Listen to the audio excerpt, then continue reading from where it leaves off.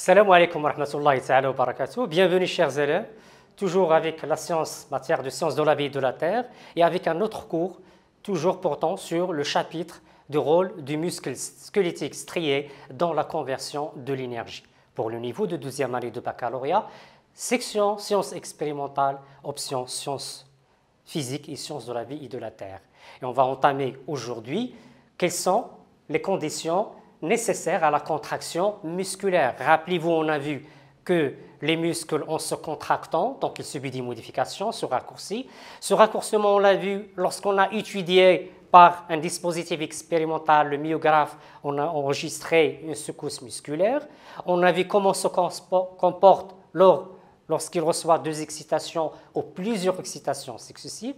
On obtient soit deux secousses isolées, fusion incomplète, fusion complète, ou lors d'une d'excitation successive, tétanos imparfait ou parfait. Et on a vu que cette contraction musculaire il est accompagnée par des phénomènes thermiques qui consistent au dégagement d'une chaleur initiale et une chaleur retardée, et des phénomènes chimiques et métaboliques qui consistent aux des variations de la quantité d'oxygène et de glucose consommée qui augmente, et de dégagement ou le rejet d'une quantité élevée de dioxyde du carbone. Et on a vu aussi la structure responsable de la contraction musculaire. On a vu qu'elle est formée d'un ensemble de fibres musculaires qui s'unissent en des faisceaux entourés par un tissu conjonctif. Chaque fibre musculaire, on a vu qu'elle constitue une cellule musculaire plurinucléaire entourée par une membrane sarcoplasmique et constituée de plusieurs myofibrilles. Ces myofibrilles se caractérisent par l'alternance des bandes sombres et claires et l'alternance des unités qui se répètent qui s'appellent le sarcomère, limité par deux strizèdes. Chaque sarcomère il est formé par l'association de deux types de filaments, à savoir les filaments épais de myosine et les filaments fins d'actine.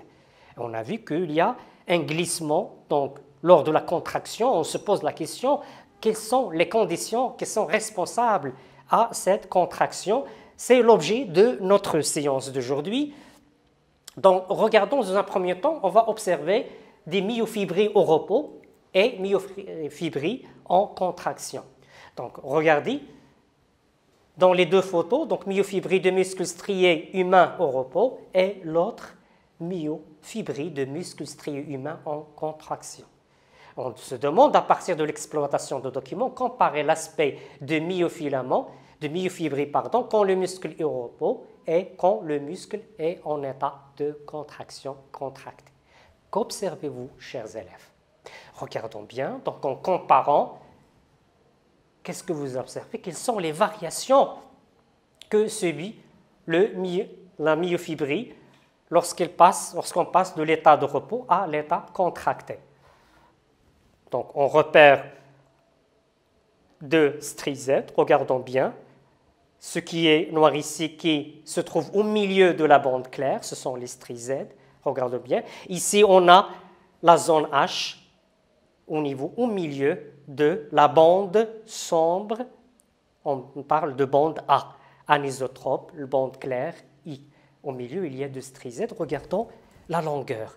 Passons maintenant à l'état de contraction. Qu'est-ce que vous observez? Donc, en comparant les strizèdes entre les deux cas, on trouve qu'il y a un rapprochement des deux strizèdes qui délimite le sarcomère. Ça veut dire on voit qu'il y a un raccourcissement de sarcomère. C'est ce que vous voyez schématiquement. On a schématisé ça. Voyez-vous les strizèdes. Au milieu, on a la zone H et on note qu'il y a un rapprochement des deux strizèdes, diminution de la longueur du sarcomère. Voyez-vous concernant les bandes claires et les bandes sombres. Commençons par le bande sombre. Est-ce qu'il y a une modification de la longueur? Regardons bien. Donc, on observe qu'elle garde la même longueur, alors que ce qui subit une diminution, ce sont les bandes claires, donc diminuent de longueur, et aussi la zone H qui diminue de longueur. mais toujours la zone qui est délimitée, qui contient les filaments de myosine, ils gardent la même longueur. Donc on note, qu'est-ce qu'on peut dire concernant lors de la contraction, il y a diminution de la longueur du sarcomère. L'observation au microscope électronique du myofibri au repos et en état de contraction révèle que la contraction se traduit par quoi? Un raccourcissement de sarcomère, rapprochement d'Istri-Z, une réduction de longueur de la bande claire I et de la zone H. Donc on a vu que la zone H diminue de longueur et aussi la bande claire.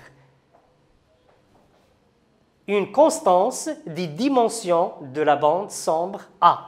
La bande sombre qui contient les filaments de myosine, elle garde la même longueur. Donc, ce qui modifie en longueur, c'est la longueur du sarcomère. Donc, le sarcomère est l'unité fonctionnelle de muscle. Donc, comment peut-on expliquer ça? Que se passe-t-il? Ça veut dire cette contraction, elle consiste à quoi?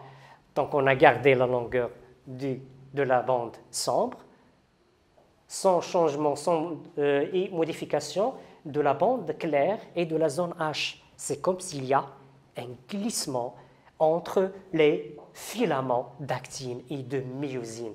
Donc on ne peut expliquer ça que par un glissement des filaments entre l'actine et les myosines. Et on pose la question, quelles sont les conditions qui permettent ce glissement? Donc c'est ce qu'on va essayer de voir maintenant, mais en évidence des conditions de la contraction musculaire. Pour mettre en évidence les conditions responsables de la contraction qui permettent ou qui assurent cette contraction et glissement de ces filaments, donc on va analyser ces expériences. Donc des myofibrilles musculaires sont fraîchement isolées. On a isolé des myofibrilles. Ce sont les éléments qu'on trouve au niveau de quoi? Au niveau des fibres musculaires. On les place dans un dispositif permettant d'estimer leur capacité de se contracter. Ça veut dire la tension de myofibrilles. Contenant quoi ce dispositif? On a mis de l'ATP, pourquoi? C'est l'énergie, et de Ca2+, on va voir, et des ions de calcium pour mesurer leur état de contraction-tension dans différentes conditions. On réalise les deux expériences suivantes. L'expérience A, en présence ou en absence de salergon. C'est quoi le salergon? C'est un poison bloquant l'hydrolyse de l'ATP. Ça veut dire, s'il bloque l'hydrolyse de l'ATP, donc le muscle ou la cellule musculaire ne profite pas de l'ATP. C'est comme il n'y a pas d'énergie. Il faut rappeler que l'ATP, c'est la source d'énergie utilisée. Donc, en utilisant le salergon qui bloque l'hydrolyse de l'ATP, c'est pour étudier l'effet de l'ATP. Expérience B, en présence ou en absence d'un chélateur du calcium. Qu'est-ce que ça veut dire un chélateur? Qui permet de fixer, donc qui se fixe sur les ions calcium et empêche leur fonctionnement dans la cellule, leur liaison avec une structure au niveau de la cellule. C'est ce qu'on va voir par la suite. Mais dans un premier temps, on cherche à quoi? Notez bien, notre objectif, c'est les conditions. Quelles sont les conditions nécessaires à la contraction musculaire? Donc, ce chélateur de calcium, il explique ici, c'est une substance qui fixe les ions calcium et par conséquent, qu'est-ce qu'elle fait? Donc, bloquant ainsi leur action. Les résultats des expériences sont présentés ci-dessus. Et voyez-vous les résultats obtenus. Il nous demande, à partir de l'exploitation de documents, déduisez les conditions nécessaires à la contraction musculaire. Donc, nous allons, dans un premier temps, essayer de décrire ces deux courbes. Qu'est-ce que vous observez? Commençons par la première courbe. Donc, pour décrire, je dois bien lire les informations de ce graphe. Je dois accorder une attention sur l'axe des ordonnées, qu'est-ce qu'elle représente, quelles sont les unités et quelles sont les graduations. La même chose pour l'axe des abscisses, elle représente quoi? Elle représente le temps. Quelle unité en secondes et quelles sont les graduations que porte cet axe? Voyez-vous, donc on a, dans un premier temps, on met de l'ATP et du calcium, Ca2+. Notez, avant, il y a plus de tension de myofibrilles. Donc l'axe des ordonnées, le phénomène étudié, c'est la tension de myofibrilles au niveau du dispositif qu'on a déjà parlé.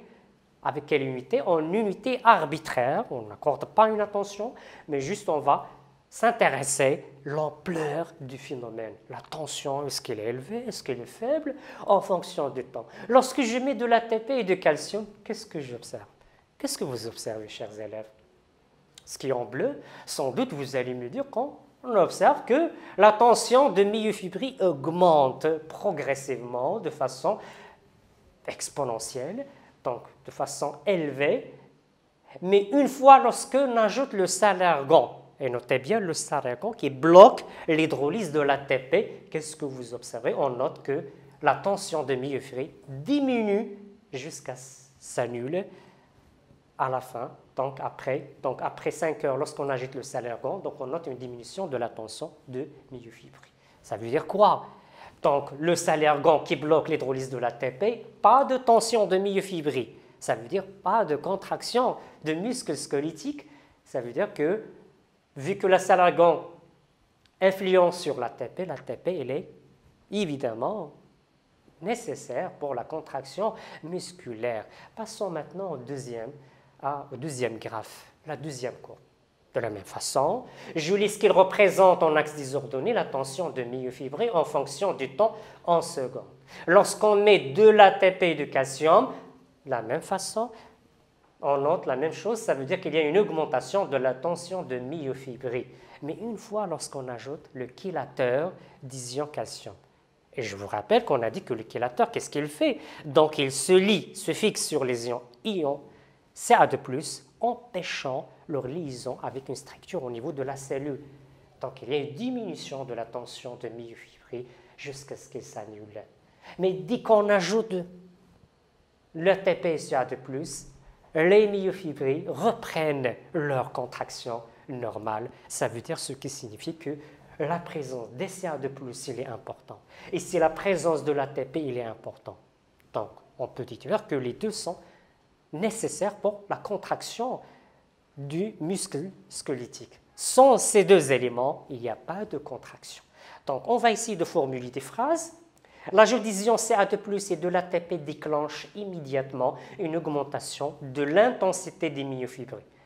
Mais l'agent du salargan qui bloque l'utilisation d'ATP ou du chélateur qui inhibe, on dit inhibe, synonyme qui empêche, l'action des ions Ca2+, entraîne une diminution de la tension des myofibrilles et arrêt de contraction par conséquent. Donc ces résultats montrent que la contraction musculaire, qu'est-ce qu'elle nécessite? Nécessite l'hydrolyse de l'ATP. Parce qu'il y a de l'ATP. Mais la matière qu'on a utilisée, la substance utilisée salargan, qu'est-ce qu'elle fait? Elle bloque.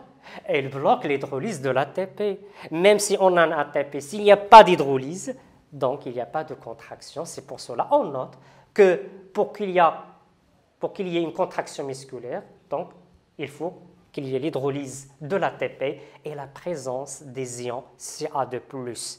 L'ATP, on a déjà vu ça, donc c'est une source d'énergie. L'hydrolyse en ADP plus PE permet de libérer une quantité d'énergie pour la cellule. Mais les ions Ca2+, d'où proviennent ces ions Ca2+ au niveau de cellules musculaires? On a vu juste que la cellule est formée, entourée par une membrane sarcoplasmique. À l'intérieur, il y a du cytoplasme et des myofibrilles.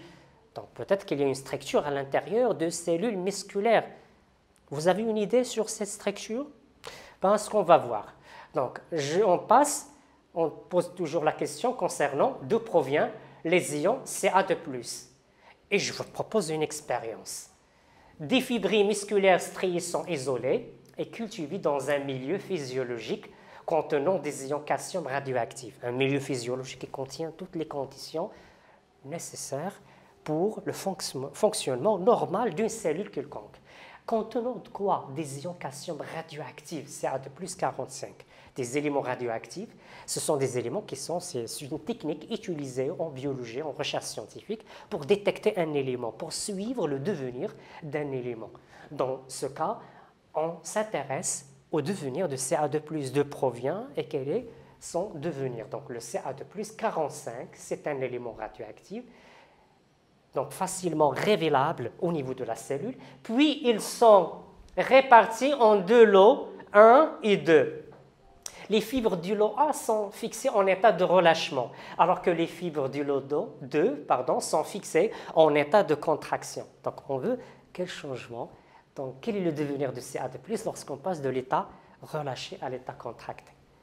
Par autoradiographie, donc on va révéler la radioactivité, on détecte la localisation de la radioactivité au niveau des fibres de chaque lot. Les figures ci-dessous représentent des schémas explicatifs des résultats de cette détection.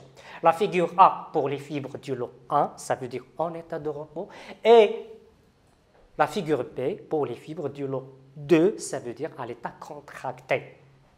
Nous demande d'écrire les résultats de cette expérience et déduisez l'origine des ions Ca2+, à votre avis. Qu'est-ce que vous observez? Donc, la figure A, je dois repérer, c'est très important. Devant un schéma, ou une structure quelconque, je dois repérer la structure. Voyez-vous bien? Donc, c'est la membrane de la fibre musculaire. Ici, on a vu déjà cette structure, ce sont les filaments fins et les filaments épais. Ici, ils ont noté ici le sarcoplasme. Et il y a ici une structure qui s'appelle le réticulum sarcoplasmique. Le réticulum sarcoplasmique, c'est un organite cellulaire qui existe au niveau du cytoplasme. Vu qu'on parle au niveau de cellules musculaires, on parle de sarcoplasme. Il s'appelle réticulum. Le nom réticulum, ça veut dire qu'il y a un réseau de saccules. Donc, ces structures se trouvent en réseau. Donc, dans un premier temps, donc, on va analyser, nous demande de comparer. Donc, notez bien ce qui est étoile ici, la radioactivité. Trait noir, filament d'actine.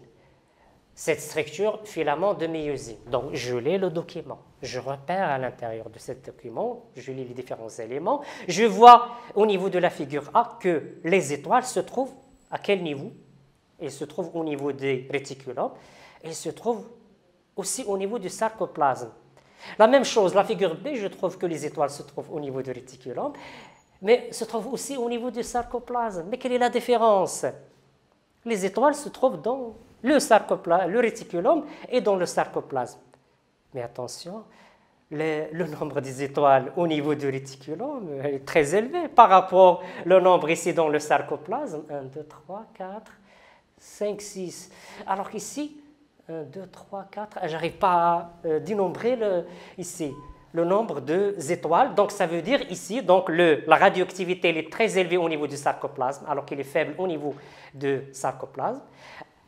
Alors que dans la figure B, la radioactivité elle est faible au niveau du réticulum sarcoplasmique, elle est très élevée au niveau du sarcoplasme. Ça signifie que lors de la contraction, ces étoiles passent vers le sarcoplasme. Pardon, on ne va pas répéter les étoiles, c'est une radioactivité, elle reflète le calcium. Donc on dit tout simplement les ions calcium, lorsque dans l'état on est au repos, la radioactivité, les ions Ca2+, se trouvent stockés au niveau de cette structure qui est le réticulum sarcoplasmique. Et lors de la contraction, ils sont libérés, passent vers le sarcoplasme. Et on note ça. Pour le premier lot, on observe une forte radioactivité de Ca2+ au niveau du réticulum sarcoplasmique en comparaison avec le sarcoplasme. Alors que pour le deuxième lot, on observe une faible radioactivité, Ca2+, au niveau du sarcoplasme en comparaison avec le réticulum sarcoplasmique. Ceci, qu'est-ce qu'il indique? Que lors du passage de l'état de relâchement à l'état de contraction, les ions Ca2+, passent du réticulum sarcoplasmique vers le sarcoplasme. Donc, l'origine de Ca2+, c'est quoi? C'est le réticulum sarcoplasmique. Mais quelle est la structure? C'est un schéma. Comment se présente cette structure? C'est ce qu'on va voir. Donc, je vous propose cette image électronographique. Voyez-vous ici, on a des fibres. Ce sont des myofibrilles et qui sont entourées par quoi? Par cette structure. Voilà. Cette structure, c'est ce qu'on appelle le réticulum sarcoplasmique. En microscope électronique à balayage avec des couleurs artificielles, voilà. Voilà les réticulums sarcoplasmiques qui entourent les myofibrilles. Et voilà un modèle donc, pour expliquer où se trouve le réticulum sarcoplasmique. Voyez-vous bien, c'est le réticulum sarcoplasmique. C'est un réseau de saccules qui entoure les myofibrilles, sarcoplasme, mitochondries, filaments d'actine et filaments de myosine. Voyez-vous bien les disques clairs, ce qu'on a vu la séance précédente, disque A sombre et sarcomère. Et notez bien que le réticulum sarcoplasmique entoure les myofibrilles. On se pose la question, quel est le rôle des ions Ca2+. Le document ci-dessous montre la conformation des myofilaments d'actine et de myosine avant et après agent des ions Ca2+. Donc, voyez-vous, essayons de comparer entre les deux états, en absence et en présence. Sans doute, vous allez déduire le rôle de ces ions Ca2+. Regardons ici, on a déjà vu filaments d'actine formés par les lactines, la tropomyosine et la troponine, et la tête de myosine. On coupe l'actine, troponine et la tête de myosine. On voit qu'ils sont séparés, alors qu'en présence de Ca2+, regardons, le Ca2+, se fixe sur la troponine, et on voit que la tropomyosine, elle est disloquée et libère les sites de fixation de tête avec l'actine. Donc le rôle, on dit que permet la libération des sites et ce qui permet l'association de tête de myosine avec l'actine. Déduisez le rôle des ions, c'est ce qu'on va dire. L'absence de calcium, la tropomyosine, masque le site de fixation de la tête de la myosine sur l'actine. Par ailleurs, la présence des ions Ca2+, fixés à la troponine, induit une modification conformationnelle du système troponine-tropomyosine. Il change de forme et libère ainsi le site de fixation de la tête de myosine sur l'actine. Changement de conformation, ce qui permet la fixation des têtes de myosine sur l'actine, ce qui permet la formation d'un complexe, ce qu'on appelle actomyosine. Est-ce qu'il y a d'autres conditions? Autres conditions, c'est ce qu'on va voir dans l'expérience 3. Après isolement des constituants des myofibrilles, ces éléments ont été ajoutés à une solution contenant du Ca2+ et de l'ATP. On ajoute l'actine et voyez-vous la vitesse d'hydrolyse d'ATP. Notez bien que l'ATP est important. Donc on a vu parmi les conditions, mais pour qu'il y ait une hydrolyse d'ATP, il y a différentes conditions. Lorsqu'on ajoute l'actine, pas d'hydrolyse. La vitesse, toujours, elle est nulle. Que de myosine, toujours, elle est nulle. Tête de myosine, lorsqu'on ajoute l'actine plus tête de myosine, on voit qu'il y a augmentation. La tête de myosine, il permet une légère hydrolyse. Mais l'hydrolyse effective de l'ATP n'est possible qu'en présence d'actine et de tête de myosine. Donc, quelle est la condition à votre avis? Bien sûr, bien évidemment, vous allez me dire que l'actine plus tête de myosine. Et on note que les têtes de myosine jouent un rôle d'enzyme permettant d'hydrolyse d'ATPase. Son rôle, vu qu'ils sont importants à l'hydrolyse, des études ont montré qu'ils jouent un rôle d'ATPase. Et rappelez-vous la structure de la myosine. On a vu que les têtes de myosine, il y a deux sites. Site pour la liaison avec l'actine et l'autre site, oui, et l'autre site c'est pour l'hydrolyse, pour la fixation de l'ATP, pour l'hydrolyse de l'ATP et la libération de l'énergie contenue dans ces molécules. L'actine augmente la capacité de cette enzyme d'hydrolyser l'ATP par la formation de complexes d'actomyosine. C'est ce qu'on observe en passant seulement des têtes de myosine avec l'actine, ce qui augmente cette capacité.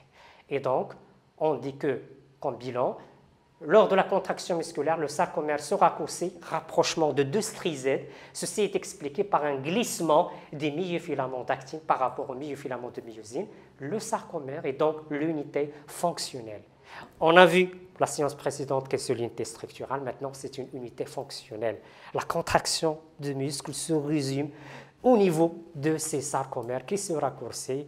Et imaginez-vous plusieurs sarcomères qui se raccourcissent à la fin, donc il y aura un raccourcissement au niveau, à l'échelle de muscles qui diminue de longueur. Aussi, la contraction musculaire nécessite la présence des ions Ca2+, de l'ATP, et aussi on a dit des filaments d'actine et des têtes de myosine qui s'associent pour jouer le rôle d'enzymes ATPase capables d'hydrolyser de l'ATP. La libération des ions calcium à partir du réticulum sarcoplasmique dans le sarcoplasme.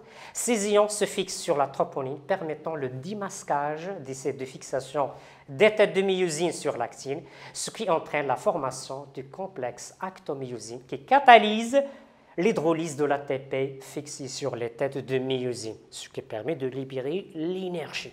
Cette énergie va servir à quoi? Pour la contraction musculaire, autrement dit, pour le glissement entre les filaments. Mais quelle relation entre glissement des filaments et hydrolyse d'ATP? Vu qu'on a dit que les conditions, c'est A de plus, ATP, actine et myosine. Chers élèves, chose qu'on va voir la séance prochaine, Inch'Allah. Je vous remercie pour votre attention et à la prochaine.